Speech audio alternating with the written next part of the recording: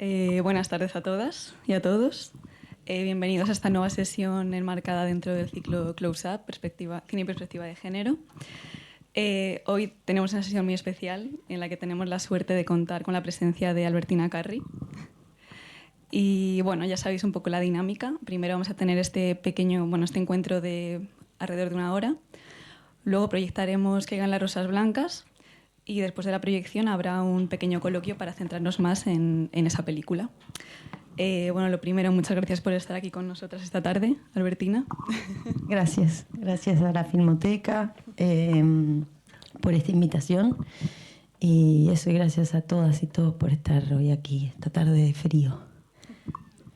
Tengo que decir que en principio este encuentro lo iba a moderar Elsa Tebar, pero no ha podido venir en el último momento y aquí estoy yo, que también soy de Caimán.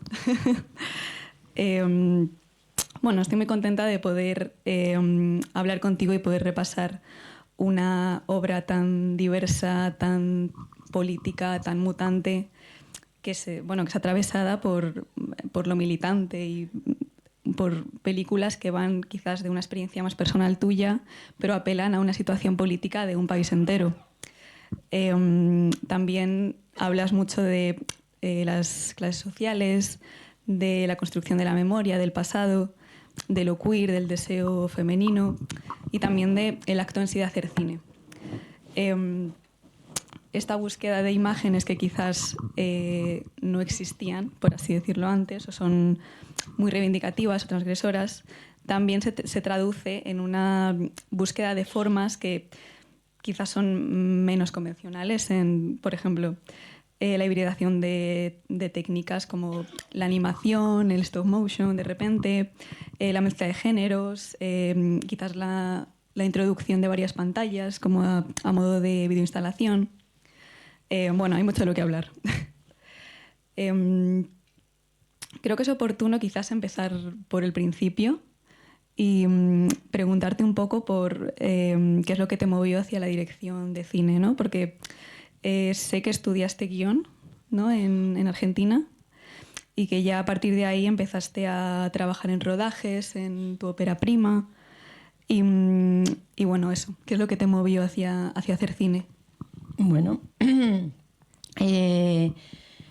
fue medio como un error de cálculo porque empecé a estudiar cine porque quería aprender a escribir en otro formato. Un error de cálculo terminar dirigiendo películas, digamos que no era mi intención en el momento en que empecé a estudiar cine, sino eso, aprender a escribir en otro formato o escribir, para las imágenes. Y luego empecé a trabajar en cine desde muy, muy joven, muy chica, incluso diría. Y empecé a trabajar como asistente de cámara, como foquista.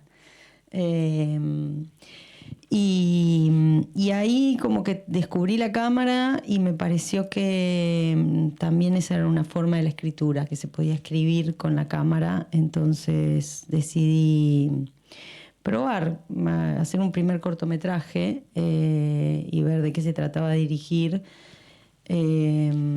Porque por otro lado, cuando durante todo ese tiempo, que fueron varios años que trabajé como asistente de cámara, me parecían medio como unos desgraciados y unas desgraciadas los directores, como que la pasaban re mal, eran como gente que estaba siempre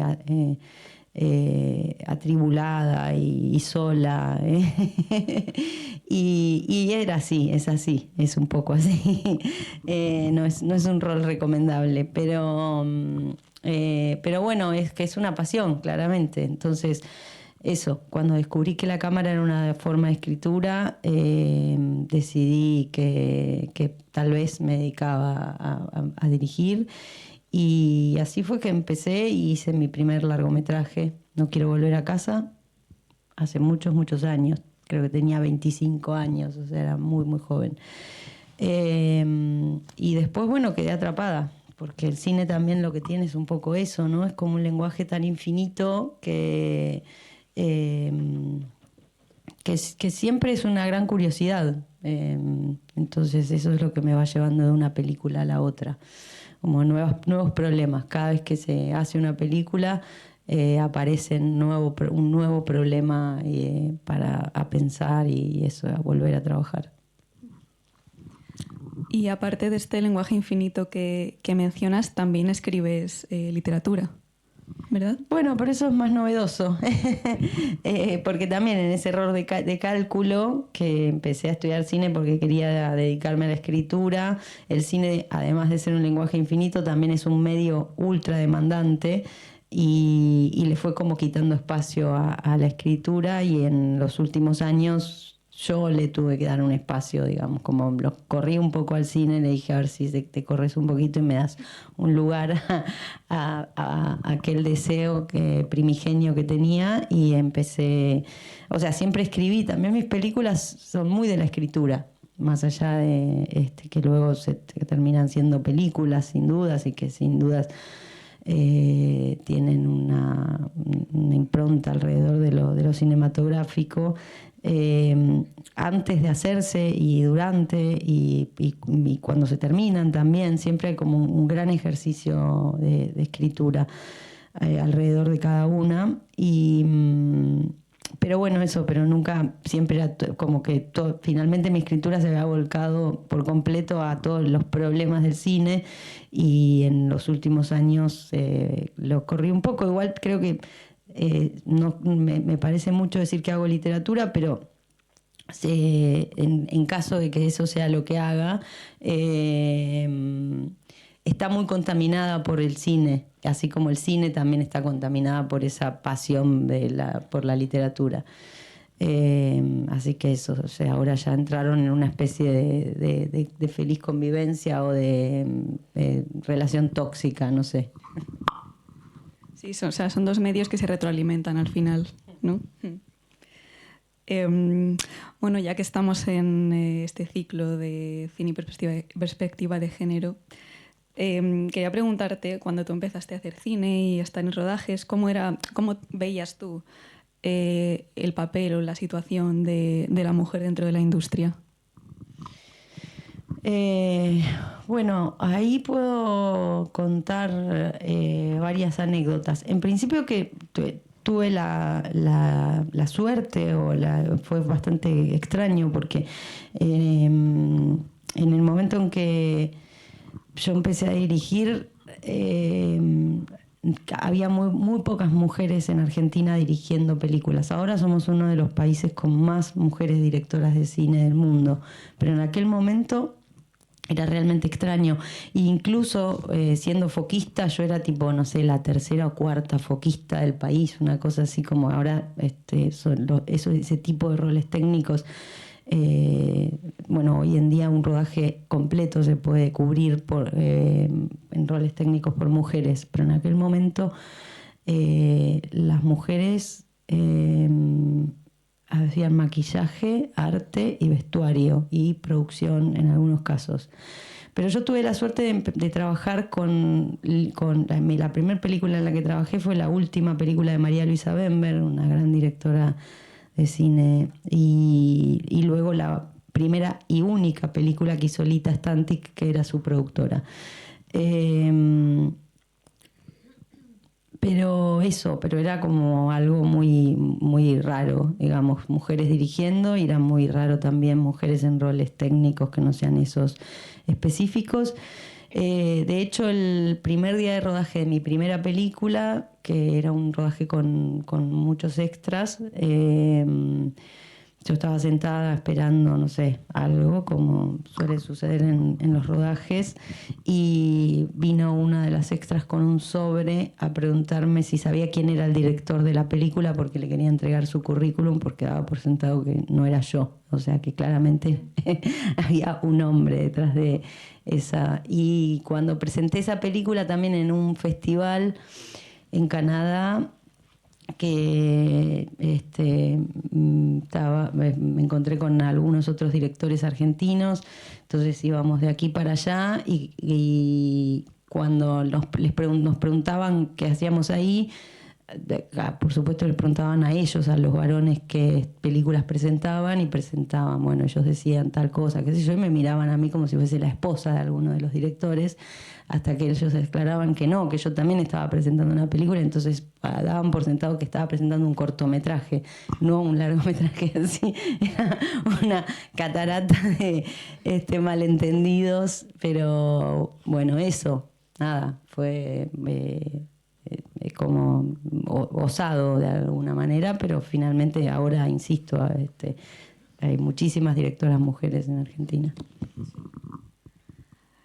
Y antes de empezar a trabajar dentro de la industria, digamos, a la hora de pensarte como directora o como parte de esta industria, ¿tenías algún referente femenino o masculino? No, porque además eso, yo no venía del cine, ni siquiera era una persona muy cinéfila. Yo venía de la literatura, o sea, y creo que soy todavía más lectora que cinéfila. Eso, entonces no pensaba, no tenía. Cuando empecé a estudiar cine, sí, empecé como, igual sí, veía cine, obviamente me llevaba, mi familia también incluso hasta me obligaban a ver cine en una época. Pero no, luego sí en la facultad aparecieron como grandes amores, así, Antonioni, Buñuel, Pasolini, digamos. A partir de ahí es que me empecé. Visconti incluso también me gustaba mucho en aquella época. Todavía me gusta, pero eso. Pero no tenía referentes.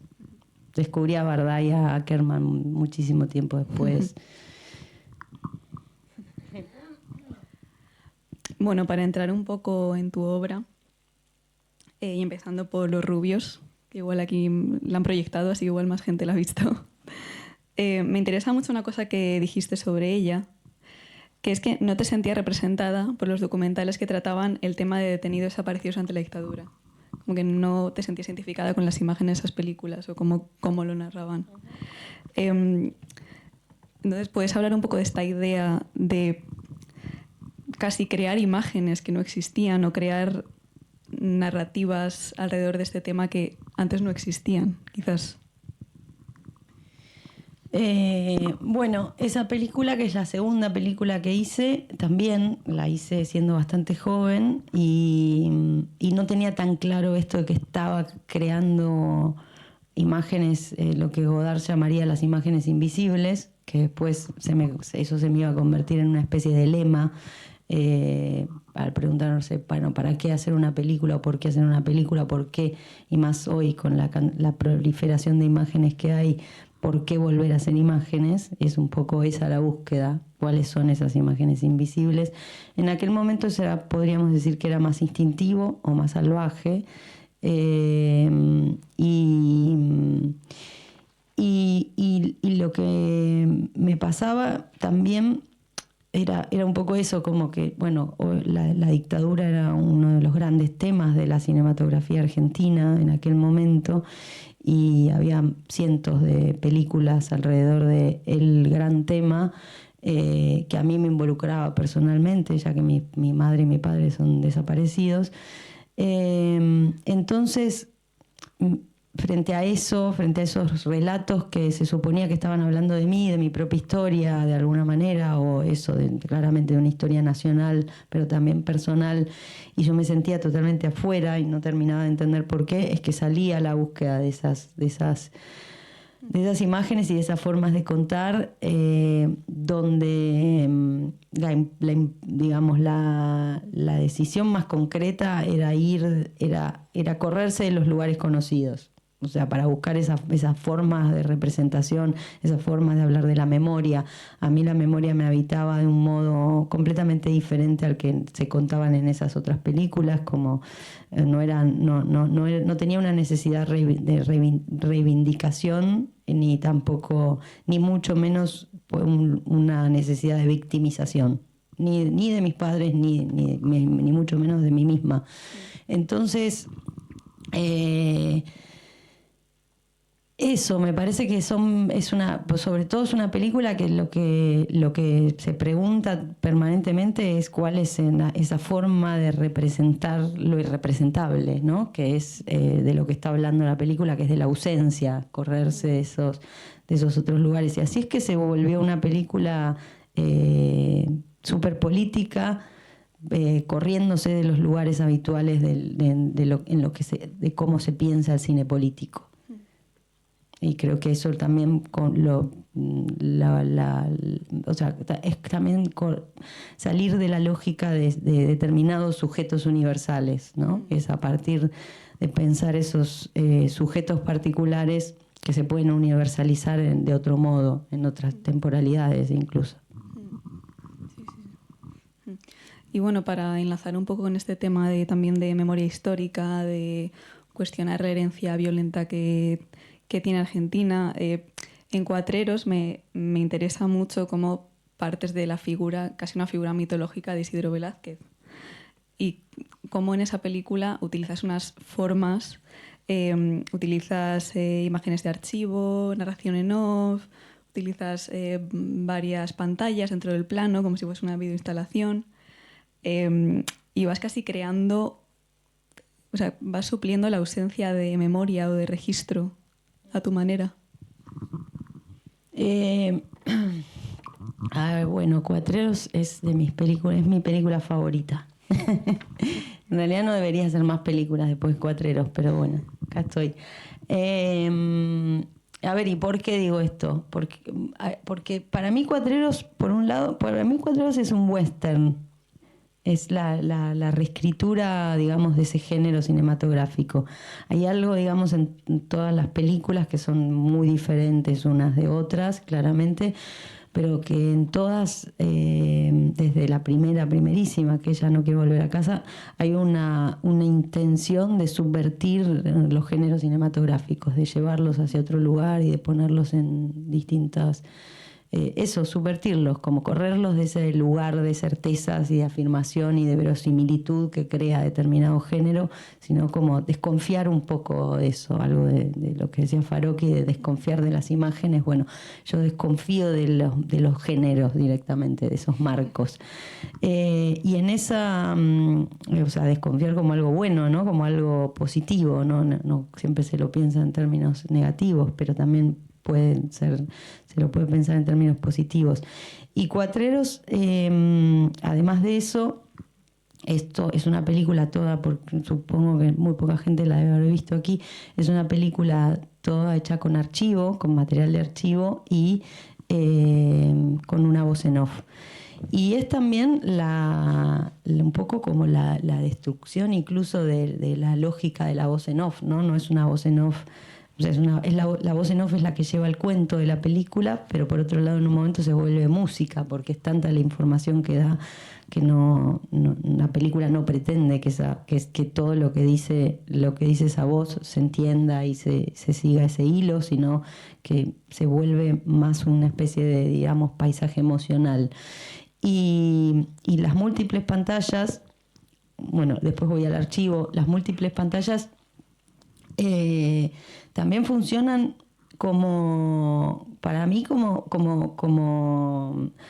signos de puntuación, porque es como si no sé, las 4 pantallas fuesen un punto y coma, y cuando va a 2 es un salto de párrafo, porque hay algo de esa narración que también es una película muy literaria, de algún modo esa voz en off es un poquito una novela.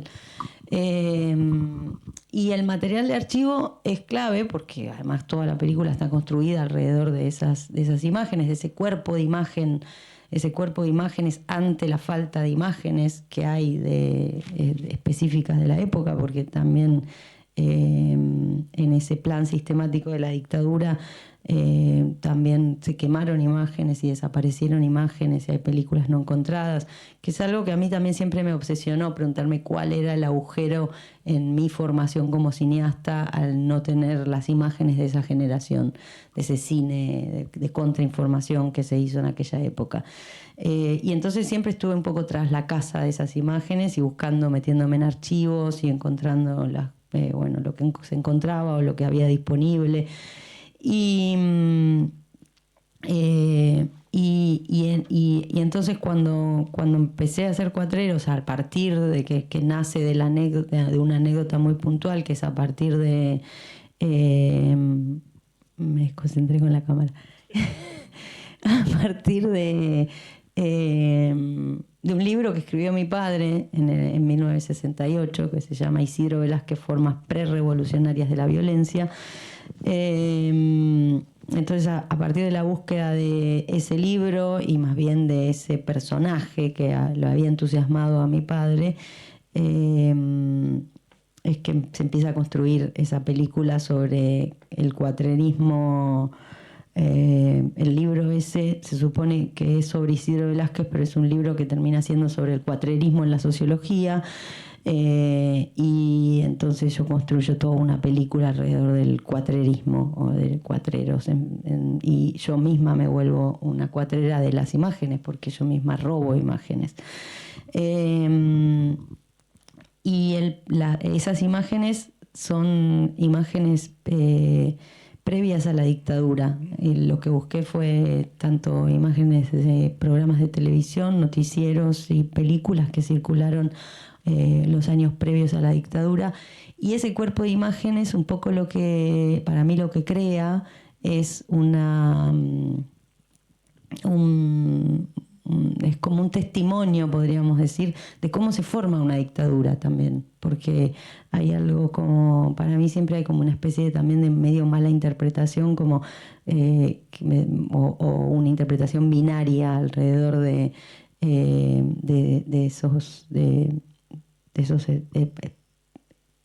ese tipo, de esos gobiernos de facto, cuando en realidad también hay un pacto social alrededor de eso. Y entonces para mí en ese conjunto de imágenes es donde se ve cómo se va formando ese caldo para lo que luego va a ser la dictadura. Eso cruzado con un montón de datos biográficos, así que confunden o que la hacen una película posible, ¿no? También. En ese sentido digo que es un western, porque es como y además que es una voz en off que galopa, ¿no? A territorio abierto. Bueno, tenéis que verla, ya sabéis.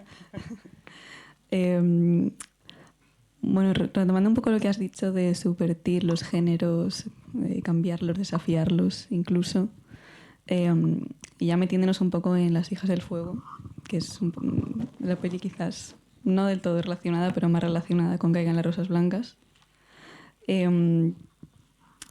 Me interesa mucho saber cómo llegaste a esta idea de reapropiarte, diría, o subvertir el género pornográfico en tu película. Bueno, yo no uso la palabra reapropiarse por dos cosas. Primero, porque es como reconocer una propiedad anterior, cosa que no me gustaría. Y por otro lado, siento que la reapropiación tiene algo como de acto violento, ¿no? Como de tomo esto que no me era propio. Y además eso es reconocer propiedades que preferiría evitarlo. Pero yo cuando empecé a estudiar cine, una de las cosas que descubrí es que la gran mayoría de las cinematografías del mundo y en las colecciones privadas, sobre todo en archivos, hay pornografía guardada de la época clandestina, ¿no? Es antes de los 70. Y que la gran mayoría de las cinematografías de cine amateur, ¿no? Se inicia con imágenes médicas e imágenes pornográficas. O sea, cada vez que empuñaron una cámara se fueron a meter así con los cuerpos, lo que es bastante lógico, porque, bueno, daba mucha curiosidad, ¿no? Pensando allá en los inicios del cine. Entonces, a partir de eso, como que siempre estuve buscando pornografía en archivos y tratando de entender de qué se trataba ese género cinematográfico, y no se entiende mucho porque siempre es igual, es neumático, tiene como condiciones siempre muy parecidas, incluso entre la época prohibida y cuando se deja de censurar. Y en esas investigaciones, entonces, ya por el año 2000, 2001, hice un cortometraje con muñequitos, un cortometraje pornográfico con muñecos, con la colección Barbie.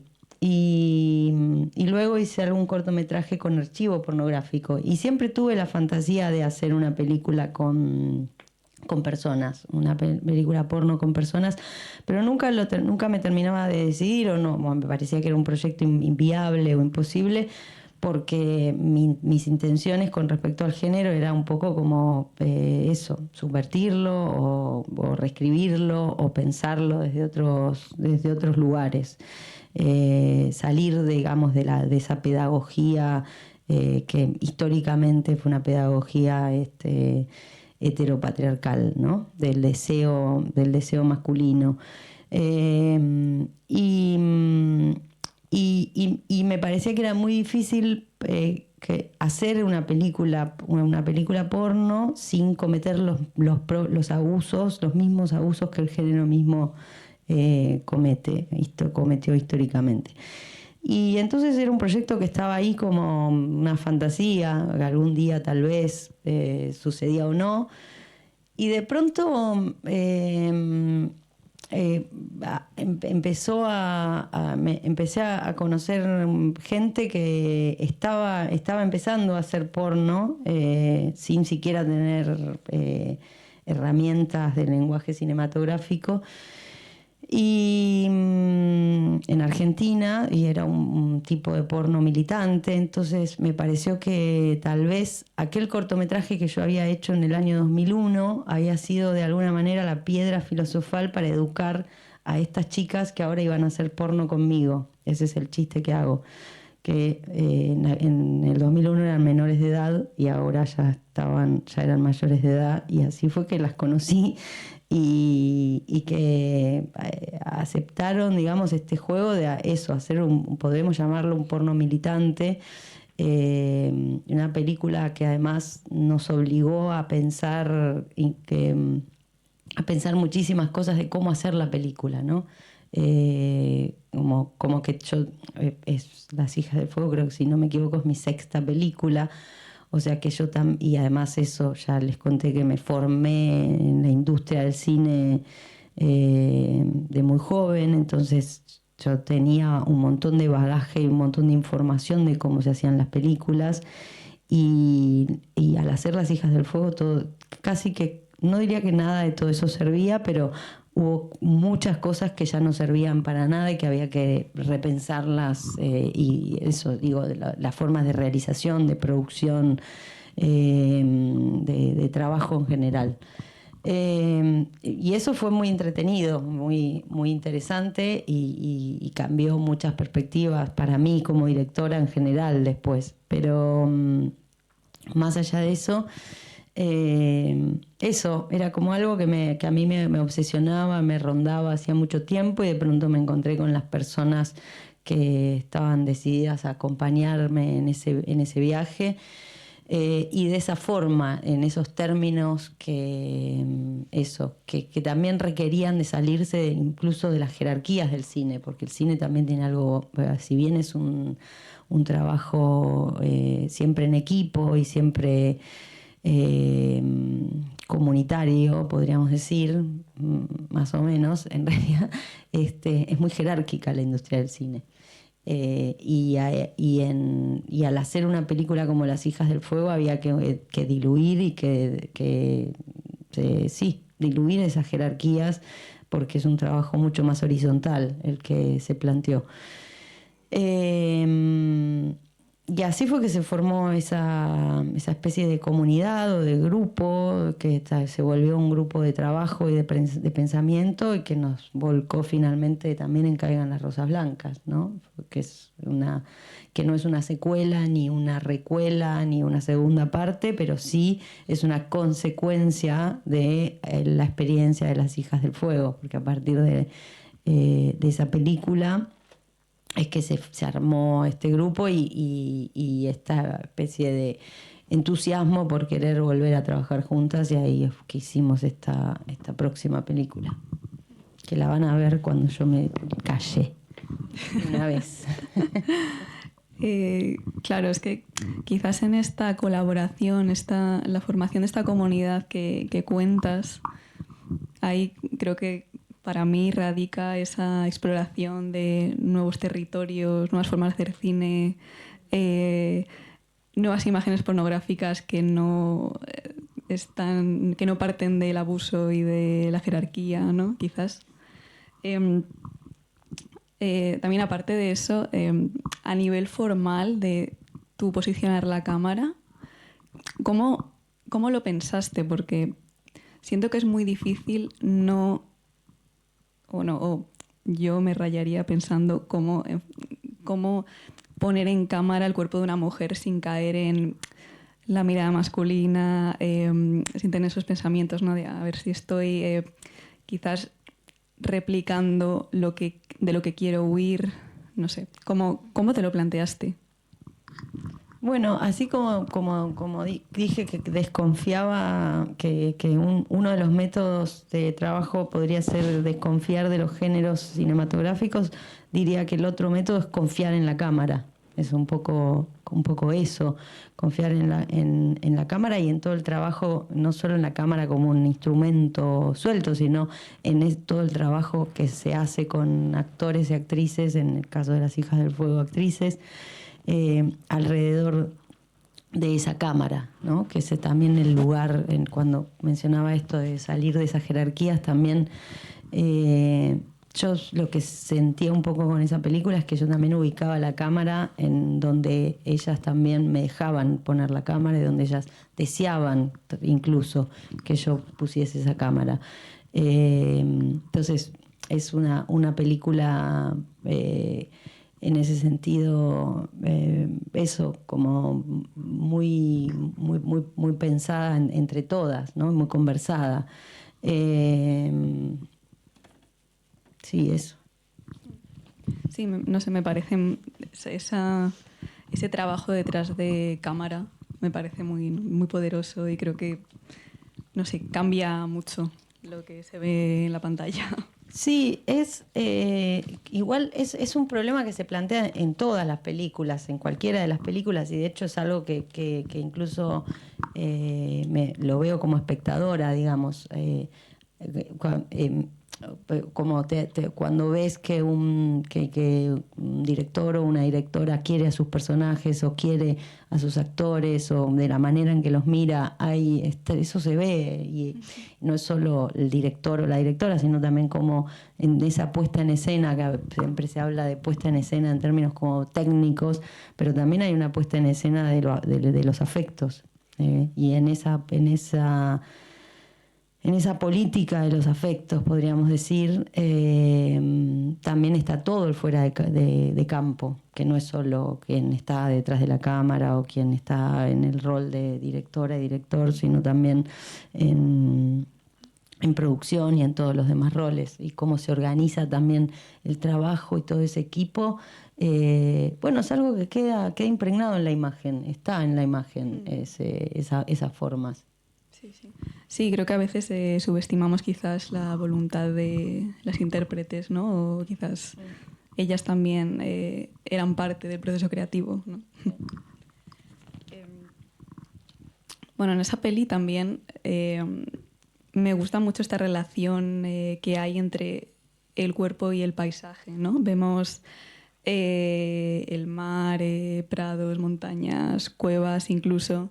Y dices tú una frase en voz en off, que es convertirme en mar, en roca, en arena, hasta dejar de habitar este mundo, este cuerpo. Me gustó mucho eso porque me lleva también a esta idea de quizás salir de este mundo, salir de este orden social, de este cuerpo, para encontrar quizás un nuevo género, un nuevo cine, incluso. Por ahí es mucho lo del nuevo cine, para mí, que tenga que hacer yo también eso.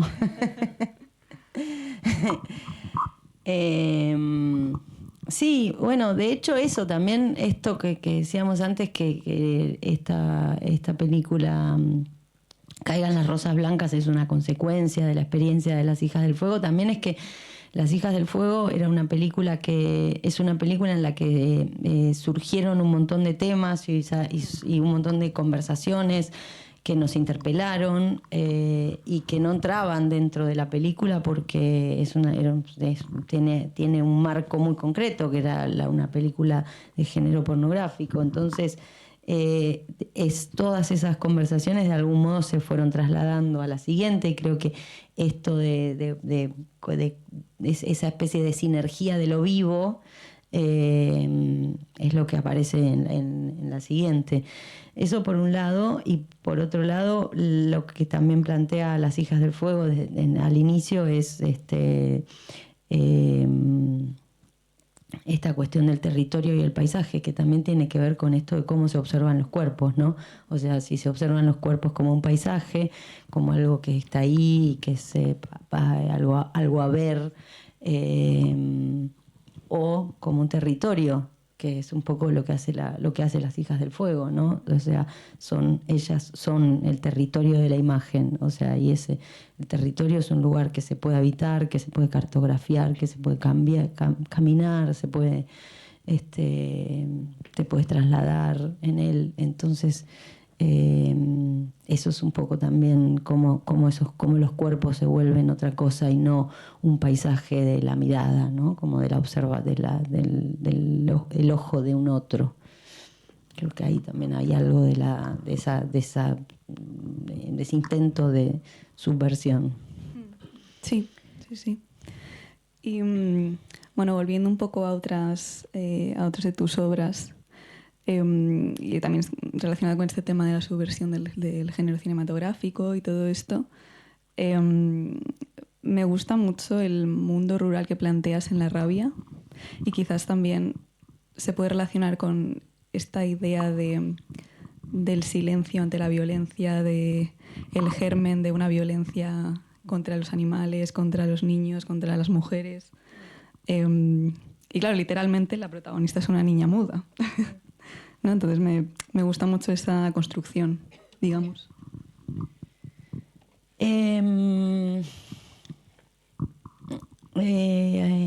Sí, por un lado es La Rabia es una película rural, muy rural, pero que se corre de lo folclórico alrededor de lo rural, que es algo como también que habita bastante al cine argentino.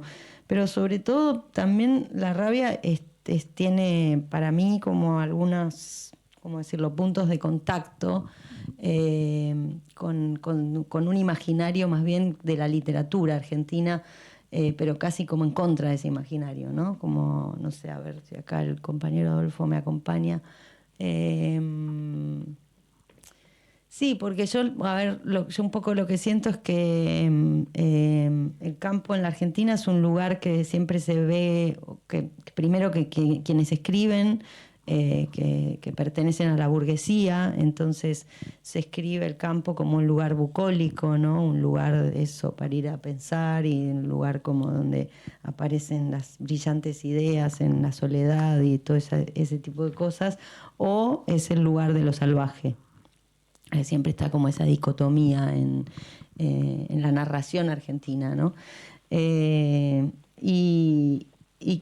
creo que La Rabia un poco se corre de eso y vuelve también a la naturaleza, algo violento incluso. O sea, en esa inmensidad, hay algo de esa inmensidad que los devora también a los personajes. Y también es algo o sea, y también plantea algo de la violencia económica a la que están expuestos esos personajes, porque ellos son los que viven ahí, los que habitan esa tierra, pero no son los dueños de la tierra, trabajan para unos patrones fantasmas. Y con respecto al habla o al no habla de la niña, también es una película que se trata también, para mí, de la jerarquía de los lenguajes, porque En esa película la niña no habla, pero grita y dibuja, y con sus gritos y sus dibujos es la única finalmente que narra lo que está pasando, es la única que hace pie de alguna manera en lo real. Y aparecen los dibujos en pantalla, además animados, quiero recordar. Sí, y sus dibujos cobran vida, podríamos decir. O sea, también se le da lugar a ese lenguaje en general vulnerado de la infancia. Entonces, en ese sentido, creo que también es una película sobre la jerarquía de los lenguajes, porque los adultos hablan, dicen un montón de cosas, y toman decisiones, pero finalmente es esa niña y es ese niño que cuida a los animales o que salva a los animales de algunos asesinatos, quienes cuentan cuentan lo que está concretamente sucediendo, mientras todo lo demás es una especie de negación permanente.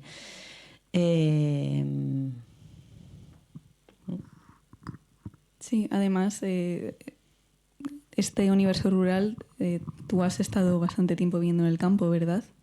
Viene también de cierta inspiración atmosférica, quizás tuya. Sí, conozco muy bien la Pampa Argentina, y es un lugar que que me gusta mucho, el que incluso extraño.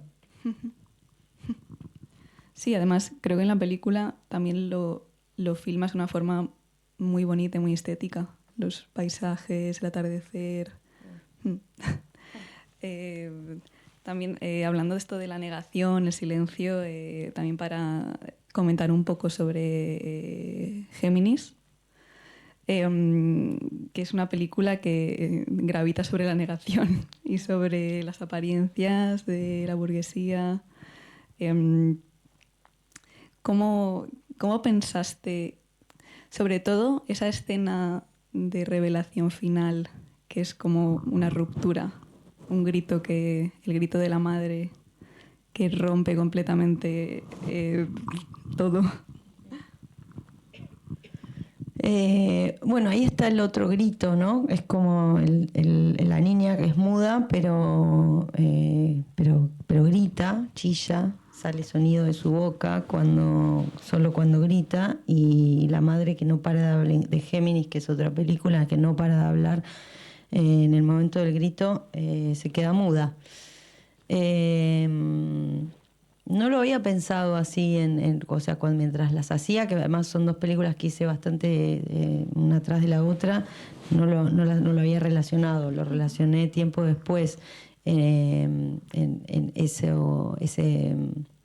esa potencia del grito y esa potencia del grito con sonido o sin sonido, digamos, ¿no? El grito mudo y el grito chillado. Tiene algo del orden también de lo rabioso, ¿no? De lo furioso.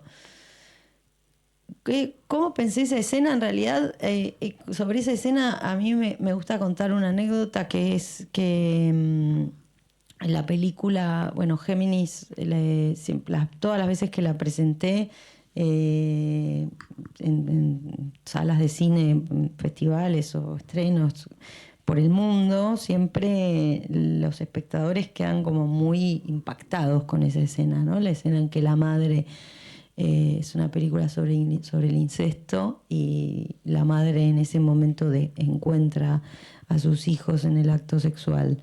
Y se las spoileo porque no creo en el spoiler. Creo que si una película se puede spoilear es porque es mala la película, porque en realidad el cine es una experiencia, así que no importa que te cuenten el final, el principio. Y cada vez que pasa esa película, los espectadores en las salas de cine quedan muy en shock, y estos como casi mudos como esa madre, y muy perturbados con esa escena. Y una vez la pasé en una cárcel de mujeres, esa película, y como iba a acompañarla y es una cárcel, cuando entré no me podía ir, así que me tuve que quedar a verla con las presas. Y fue increíble porque en el momento en que sucede esa escena, se pararon y aplaudieron y le gritaron a la madre como era como la gran venganza de lo que vivían ellas en el cuerpo frente al descubrimiento de esa madre. Y me cambió completamente la perspectiva de la película, o no sé si de la película, pero sí entendí que esa escena es la escena en la que se derrumba la burguesía, se derrumba el pacto social. Entonces, claro, ellas que están ahí encerradas, para ellas que ya eso se rompió, era el momento de sentir, fue el momento en que lo que sintieron fue la pura venganza, casi como fue como un texto que les entregaba lo que ellas estaban necesitando, digamos, ¿no? Eso, como esa identificación tenía que ver con esa, sí, sí, con ese deseo y esa necesidad. Eso, yo creo que las que mejor leyeron esa escena fueron estas chicas presas. Porque Bueno, es eso la escena, sin dudas. Toda la película se trata sobre esa burguesía y toda la película se construye alrededor de esa hipocresía, alrededor de esa burguesía y de esa madre negadora y cómo sostiene y todo, como también están los niveles, los varios niveles del cómo se trabajó el incesto en términos narrativos. Aparece la telenovela, que es un género donde donde se ha repetido, digamos, una y otra vez el asunto del incesto en términos melodramáticos y banales. Y, y cómo ella al pensar, al tener algún tipo de pensamiento, ella es la madre, ¿no? Tener algún tipo de pensamiento alrededor del incesto, piensa que eso es algo que claramente sucede en las clases bajas, ¿no? Es algo que en la burguesía nunca le puede suceder.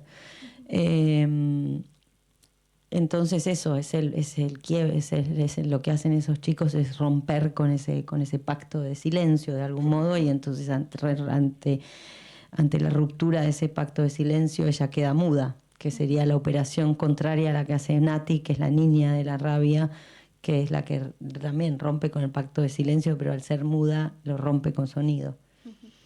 Son como eso, disrupciones. bueno, estoy convencida de que la mejor manera de ver tus películas es en una sala llena de mujeres. Bueno. Bueno, ya para acabar, última pregunta y pequeña introducción de Caigan las rosas blancas. ¿Cómo presentarías esta película tan mutante, tan queer, en la que apareces en las primeras escenas? ¿Cómo introducirías brevemente esta película? Bueno, es una road movie, es una película de viaje y es una película de género mutante, pero también es una película desgenerada, porque se sale de los géneros, ¿no? Se van como los va perdiendo. Y es un viaje hacia la fantasía, es una aventura, es una película de aventuras la que van a ver. Vale, pues disfruta de la peli y luego hablamos. Quedaos por aquí que luego hablamos de ella. Luego continuamos, gracias. Bueno, gracias por quedaros. Sí, un montón. Pues quizás voy a empezar. Bueno, voy a plantear alguna cuestión y abro el micro para quien quiera preguntar algo. Sentidos libres. Quizás voy a empezar por preguntarte por la banda sonora y sobre todo esa canción original compuesta, La Arepera, compuesta con una compositora argentina, creo. ¿Cómo fue ese proceso de pensar la banda sonora de la película? Bueno, primero gracias por quedarse, porque esto ha sido larguísimo. Después de un conversatorio, ver una película de 2 horas, este viaje eterno y raro, y que ahora todavía tengan ganas de hablar conmigo, ya es un acto de amor que les agradezco muchísimo. A ver, la banda sonora de la película es como muy compleja y súper polisémica. Trabajamos, la banda de sonido de la peli la hice con Mercedes Gaviria, que es una sonista colombiana-argentina, gran amiga, con la que vengo trabajando hace tiempo. Y uno de los grandes hallazgos para mí de la banda sonora de esta película es que conseguimos un aparatito que graba con micrófonos de contacto el sonido de las plantas, o sea, convierte las frecuencias de las plantas en sonido. Y que es algo que eso es una experimentación que no se hacía en Cage y muchos otros. Hay como todo un universo alrededor del sonido de las plantas, pero en esto que decía al principio, que esto es un viaje a la fantasía, que es un viaje como hacia la construcción de una vampira lesbiana, de una vampira vegana también, una lógica alrededor del viaje y de la ruptura alrededor de los géneros cinematográficos y la errancia y ese cartel de inicio que dice o inventamos o erramos, que es una frase de un filósofo y pedagogo venezolano que fue el formador o el pedagogo, se dice, de Simón Bolívar, que es el libertador, al que se llama libertador de América, que en realidad es de la América del Sur, de la América Latina, que yo creo que es más bien, más que si inventamos o erramos, es más bien o inventamos a este momento del capitalismo en el que estamos viviendo, que es nada, como que el capitalismo ya ha inventado 1000 caras, 1000 formas, y que entonces todos los fracasos de las izquierdas y de las progresivas hay que convertirlos en algún tipo de invención, y esto es un llamado a una invención política, poética, política, que es lo que yo puedo hacer desde el cine. Pero, y en ese sentido, la concepción sonora o todo lo que contiene el mundo del sonido también tiene que ver con un impacto emocional, y creo que llevarte el sonido de las plantas en tu cuerpo, no sé, yo creo que es algo, que es un pequeño aporte a pensarnos como en relación a lo vivo y no solo en relación a lo humano, que es un poco lo que hace esta película, más allá de que sea una intervención totalmente humana, porque no deja de ser cine, tecnología y etcétera, y un texto cultural. Pero que también esos textos culturales están directamente relacionados a nuestra relación con el planeta y con la Tierra o con Gaia. Y eso, y en medio de todo eso también está la precariedad de América Latina, y en esa precariedad de recursos, a mí en la película anterior, la productora un día me llama, que yo ya había hecho de todo en la película anterior, tal como alimentar a las chicas en el rodaje, porque no había plata para pagar el catering. Me llama y me dice: Albert, vos que escribís tan lindo, ¿podés escribir las letras de esta película?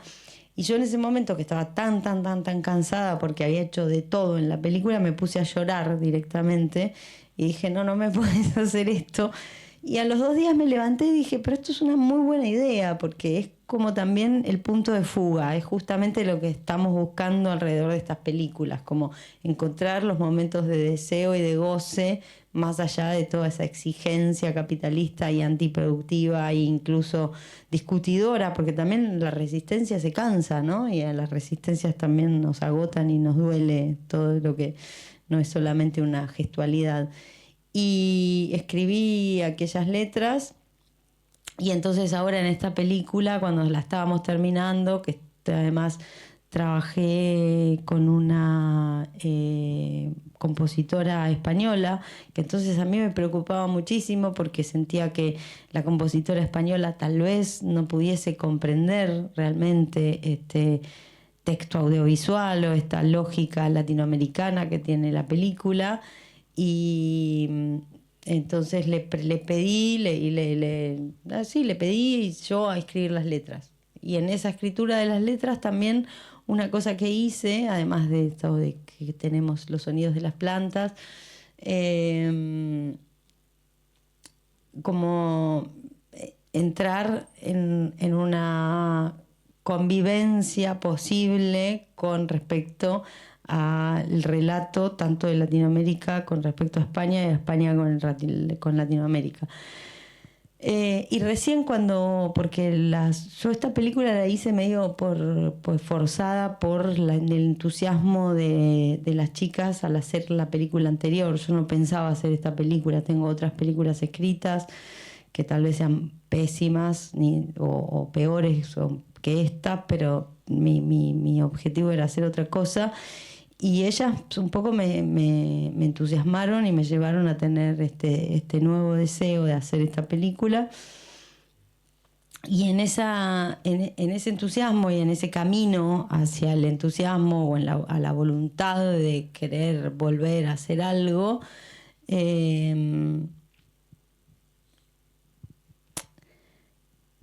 había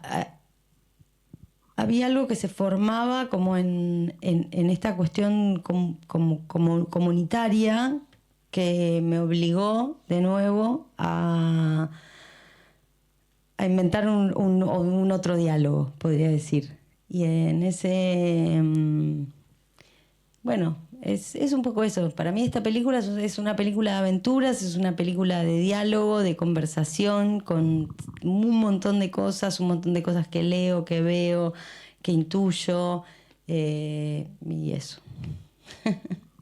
Y entre ellos está la compositora española, que me soportó escribiendo letras, aunque no soy letrista. No sé si alguien quiere hacer alguna pregunta, comentario. Sí, aquí.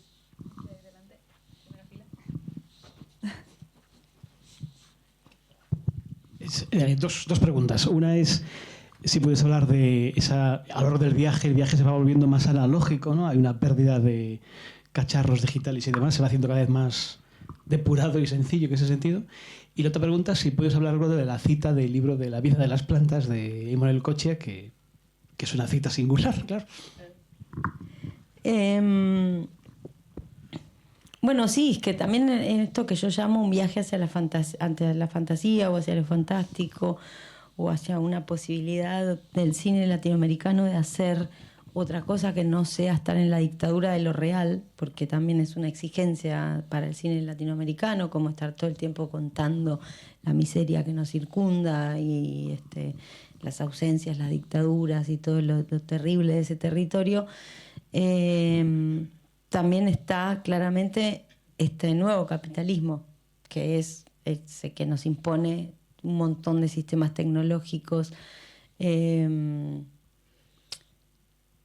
que son muy complejos y no sé si puedo tampoco desandarlos en una conversación, pero hay algo, digamos, los espectadores de cine finalmente también van a ser votantes.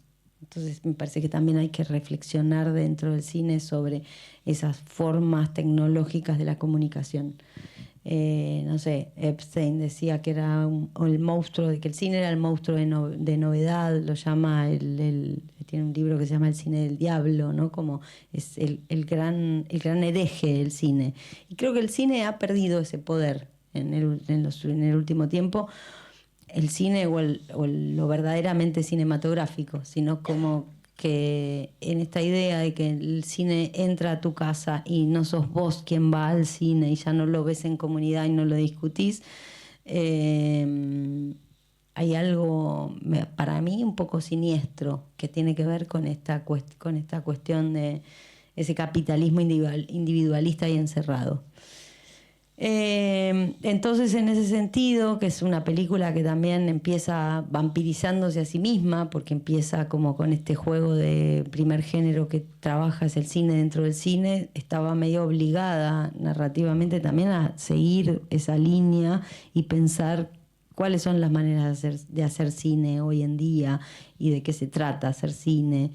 Y en ese giro a mí me parecía, y me sigue pareciendo, importante y bello rescatar el cine analógico, rescatar esas formas de hacer cine, rescatar esas formas de la producción, rescatar esas formas de relacionarse también con lo humano que es hacer cine. Entonces sí, ellas van haciendo un viaje hacia la desconectividad, hacia la pérdida de las tecnologías y hacia el encuentro con eso analógico y que es la que la lleva finalmente a su propio deseo, ¿no? Porque ella dice más plantas, más plantas, más plantas, más plantas. Bueno, mirá cómo te vuelven las plantas. Mirá cómo te cruzás con una diosa correntina que te entrega una cámara Super 8 y te lleva a la selva misionera. No sé, hay algo de eso. Había una segunda, ¿no? Sí, la cita de... La cita de Cochea, que también, bueno, está ahí, directamente relacionada. No, yo creo que es un poco la columna vertebral de la película, como la cita de Simón Rodríguez, que es el inicio, o inventamos o erramos, y la cita de Manuel Ecochea con las plantas son el tumor cósmico del humanismo, porque además me parece que es como súper incorrecta. Ambas son súper incorrectas, como son dos filósofos con 200 años de diferencia, que se paran frente a su presente y generan un caos con sus palabras o con sus pensamientos.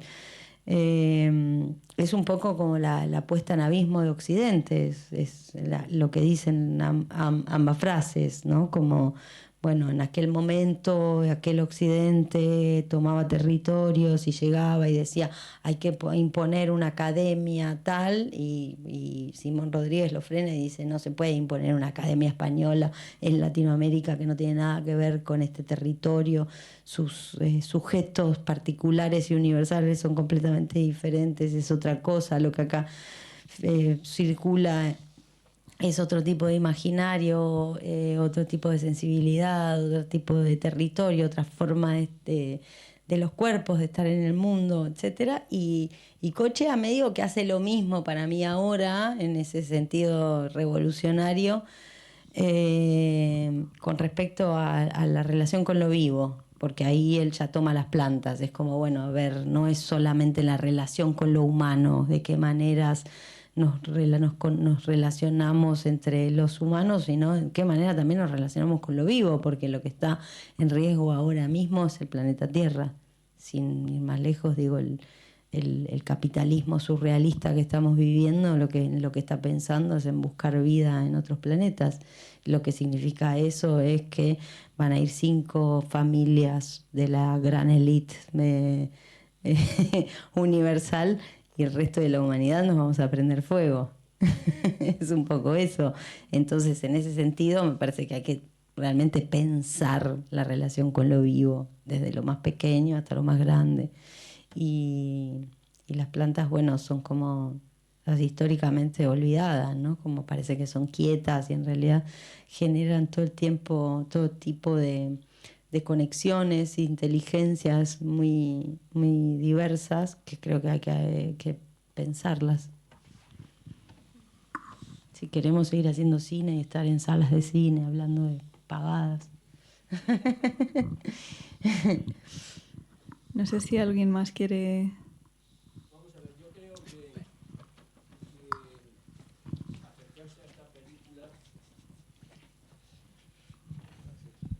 acercarse a esta película supone quitarse las gafas de ver un cine más convencional, ¿no? En fin, sustentado en otros códigos narrativos. Aquí se utilizan códigos muy diversos, digamos que el relato pasa por distintas fases, entre ellas algunas muy simbólicas y de difícil decodificación, por lo menos para mí, y entiendo, lo que sí entiendo bien es el resumen final, pero claro, para llegar al resumen final hay que atravesar toda esta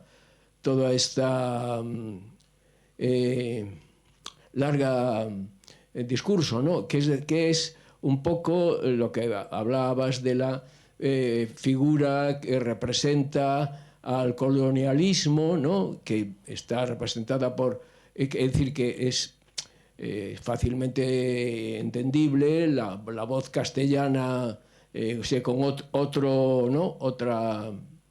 otra norma castellana, de decir, fonética, y que es como la representación de la figura colonialista arrepentida, contrita, que reconoce pues todo esto, lo que se ha dicho, ¿no? Que es decir, que no podemos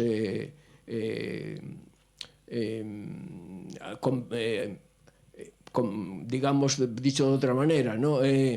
Convencer los sacristazos de que nuestra religión es la buena, acabar con sus símbolos, con sus creencias, es decir, con toda su cultura, ¿no? Como de algún modo se intentó hacer y en alguna medida se consiguió, ¿no? Ir allí con doctrinas y códigos diferentes y vamos a convenceros de que la nuestra es la verdadera, ¿no?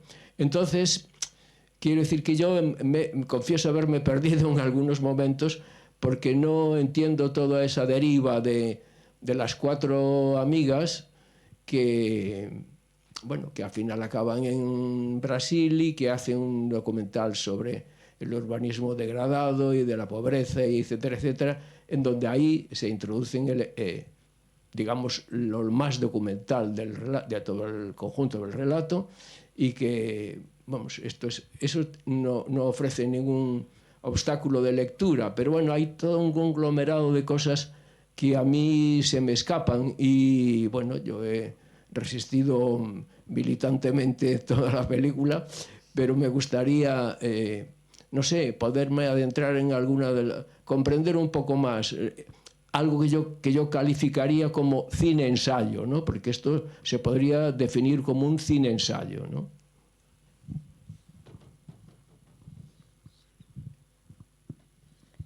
¿Voy yo?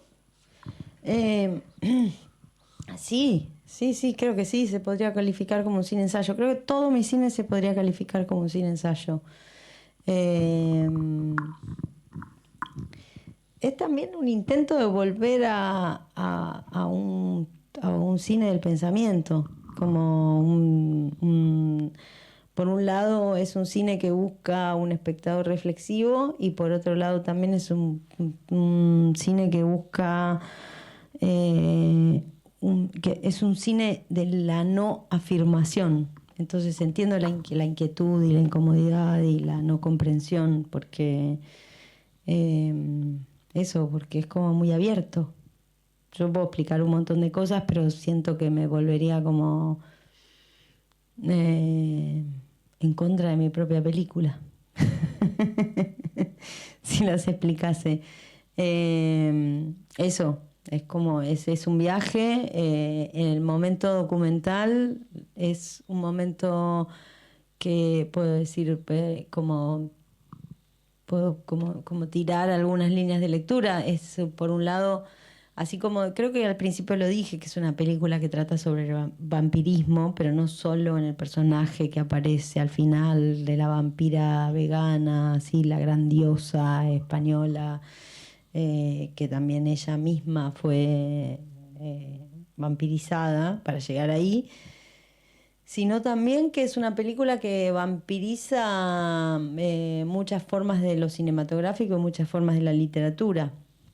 Y, por ejemplo, ese momento documental es un momento vampirizado de Agarrando Pueblo, una película de Luis Ospina, muy importante para el cine latinoamericano, donde él en los finales de los 70, principios de los 80, denuncia a sus propios compañeros que lo que están haciendo es un tipo de extractivismo.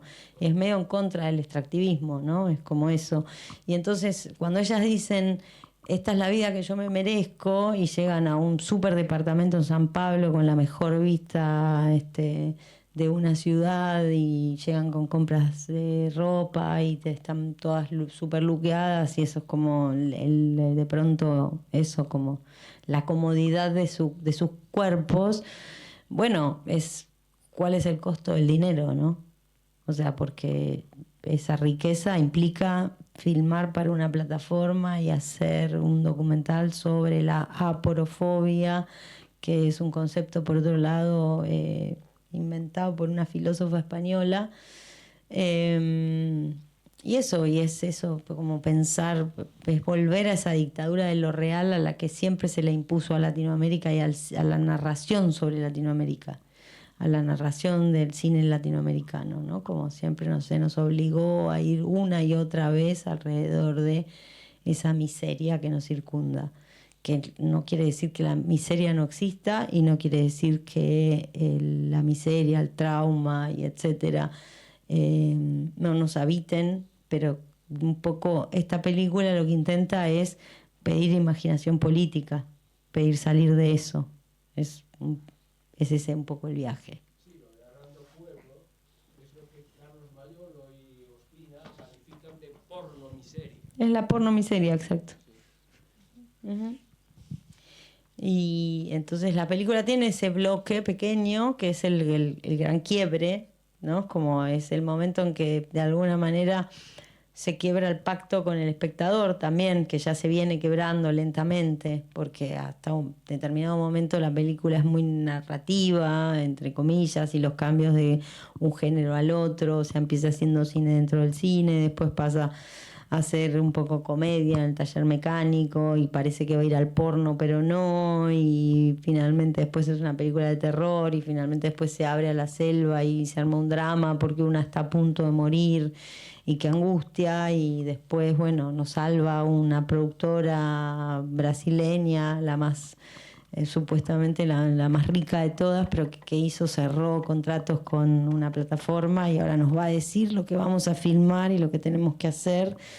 Y lo que tenemos que hacer es porno miseria. Entonces, ante la porno miseria, ellas quiebran y se les rompe la imagen y se derivan en una deriva de pensamiento, en un punto de fuga que es ese, hacia una utopía lectora. Algo así. La expliqué finalmente.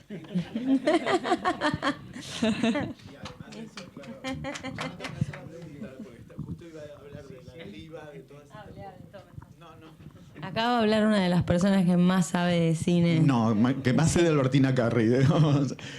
Sé de cine algo, y de Albertina Carri tuve la oportunidad de estar en casi todos sus estrenos, y lo único que quiero decir es eso, como estoy tan en shock como el señor que dice no entender, pero que evidentemente entendió todo. Y todos los que les gustó más, menos, incluso los que se fueron, pero porque todas las películas de Albertina me dejaron en ese lugar cuando las vi. Digamos, esto que se habló al principio también sirvió de preámbulo para ver eso, para ver cuán ovnis son todas las películas de Albertina. Digamos, en un sentido donde en alguna también conocía las películas desde el proceso, soy mi amigo personal. Entonces conocía las películas desde Los Rubios, conozco las películas desde el proceso, y era tipo, no, Albert, no hagas eso, no. Es un desastre, lo que estás diciendo es un planteo que va en contra de tu propia película. Entonces después ver la película y decir, es una genialidad absoluta. Todo lo que yo le decía que no hiciera, o que, por eso yo que se supone que sé de cine, ella tiene una mirada, quiero decirlo también como para dejar claro lo que me quedó claro del principio, de un artista, no de una cineasta, y menos de una cineasta al uso, ¿no? Todo esto que hace con los géneros constantemente, el lugar es absolutamente incómodo, quiere ser incómodo, digamos, ¿no? Y lo que me parece más divertido a los que conocemos su película, por ejemplo, de la película que cuando va a la comedia es claramente, pero las referencias a la película anterior. Voy a decir una barbaridad que capaz que te saca y me decís, ¿cómo dijiste eso? Es como el Joker 2, la película, ¿no? Porque reflexiona sobre una supuesta película anterior que se hizo, que todos sabemos cuál es en este caso también, y está eludiendo todo ese discurso. Y bueno, el colmo es cuando esa película que fue digerida con tanta burguesía, ¿no? Como que la burguesía la digerió también. Condescendiente. Claro, condescendiente con la mirada burguesa. Perdón, la película anterior, que está loca esta chica, ¿no? Como si es la película que estamos pensando. Esa era la condescendencia. Entonces eso, como la película va. Y además, una cosa que quería decir, que es justo lo que, por eso ya lo dijiste contando ese resumen de argumento que hiciste, genial. En cada secuencia parece individual, parece plantear un género, parece plantear una forma de resolución. Ahora se encamina y va por acá. Y retoma, cierra con lo mínimo y retoma otra forma de relato todo el tiempo, que está absolutamente dependiendo de lo que ya se contó. Bueno, y el colmo es esto, ¿no? Ahora vamos a hacer una película sobre la pornomiseria y termina en esta orgía poética de ciencia ficción y monstruos en relación a todo lo que dijiste de la colonización y todo, que es muy claro y que es muy directo y es un lenguaje poético que se instala después de 25 lenguajes que viniste planteando durante toda la película. Bueno, en shock, nada, perdón por... Podemos hablar de los monstruos. Sí. ¿Alguien más? ¿Hago yo una última, quizás? Bueno. Venga, vale. Algo. No, yo quería hablar sobre todo de mi parte favorita de la película, que es toda la secuencia de la mecánica. De Laura Paredes. De la mecánica. Ah. Me pareció muy cómica y me pareció muy acertada este momento en el que se les rompe la furgoneta. Y una de ellas dice, algo así como, no quiero que ningún hombre venga a decirme lo que tengo que hacer o a arreglarme la situación, algo en esa línea. Más planearme. Ajá, sí, exacto. Y está cuando llega, ¿no? el mecánico en ese momento, y está esta escena de ella como acercándose a las chicas. Pero claro, tiene los faros del coche de espaldas. Y claro, tú no ves como su cara. Y entonces tú piensas, claro, es un mecánico hombre que va a venir a ayudarles, tal, ¿no? Y es como esta revelación de, no, es una lesbiana. Y me pareció por un lado, muy gracioso. Y por otro lado, muy subversivo, ¿no? Muy acertado en el sentido de que lo queer y las lesbianas, creo que... no se subvierte este tópico, ¿no? De va a venir un hombre a arreglarte el coche, ¿no? Pues no. y no sé, toda esta secuencia, ¿no? Lo que has dicho de parece que se va a volver una película porno, pero luego no. Luego es como esta broma de que va a ser una peli de terror, pero no. No sé, me parece una escena muy, muy curiosa y me causa mucha curiosidad ese personaje de la mecánica, que aparece así un poco como de repente, ¿no? En una aparición fugaz en la película.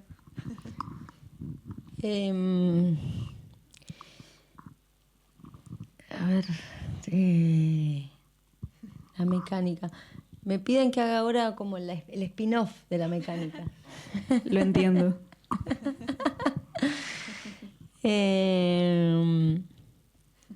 No, o sea, en esta lógica de la subversión de los géneros también a mí me interesaba como... y además es una road movie, insisto, ¿no? Es una película de viaje y ahí también está la cuestión O sea, como que en general las películas de autos y la cuestión de lo erótico alrededor de la máquina o es... en general tiene que ver, bueno, Mad Max, ¿no?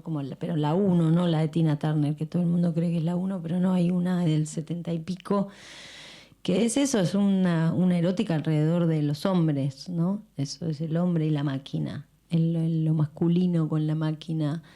Y después incluso las experiencias como que intentan correrse de eso también son súper masculinas, como incluso Titán, que es una película que yo defiendo muchísimo y que me gusta mucho, pero que tiene todo el tiempo una forma de lo erótico que van hacia lo masculino, que también Cronenberg con Crash, digo, como... y entonces esa secuencia fue como tratar de correrlo de ahí y llevarlo a otro lugar más alrededor de otras formas del deseo que también tienen que ver con la comedia, que es eso, es como con la comedia, con el error. Eso es algo que también tenía que ver con la primera película, con Las hijas del fuego, que a mí me interesaba más allá de lo pornográfico en torno a lo sexual, también como buscar otras formas del erotismo que tienen que ver con la oralidad, con la mirada, con el paisaje.